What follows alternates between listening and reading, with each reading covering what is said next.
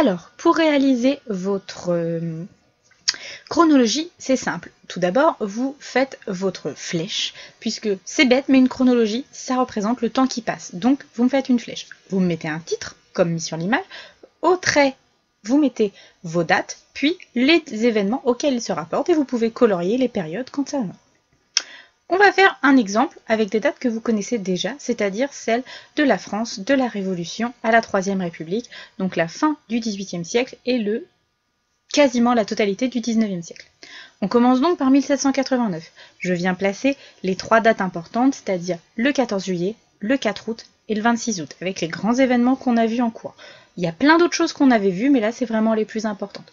Ensuite, 1793. Alors, cette date-là, on pourrait s'en passer, mais je voudrais faire un point, car régulièrement, Louis XVI, vous me le faites mourir en 1793, mais par contre, il revient au pouvoir en 1815. Ça, c'est pas possible. Les zombies, ça n'existe pas. Ensuite, voilà, vous mettez vos dates au fur et à mesure. Pour que ce soit plus facile, je vous conseille, avant de commencer votre chronologie, de mettre les dates et les événements auxquels ils se rapportent sur une feuille à part, afin de ne pas vous y perdre.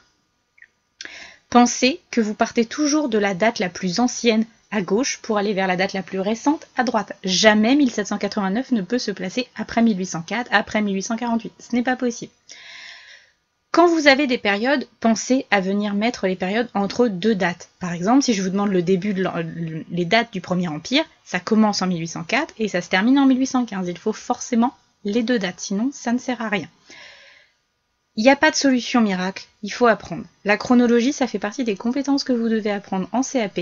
Il faut réviser vos dates. J'essaie de ne pas vous en donner trop, mais malheureusement, l'histoire, il y a quand même des repères chronologiques à avoir pour pouvoir se situer et comprendre les événements, dans quel ordre ils se sont passés. 1789, le 14 juillet par exemple, la prise de la Bastille, ne peut pas avoir lieu après la mort de Louis XVI.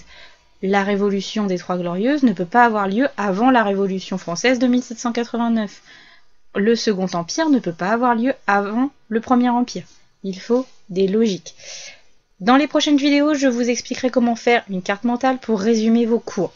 Je vous montrerai également comment faire des biographies très simples et très rapides pour pouvoir réviser avant les contrôles notamment. En attendant, je vous laisse, je vous souhaite bon courage pour vos révisions et vos exercices.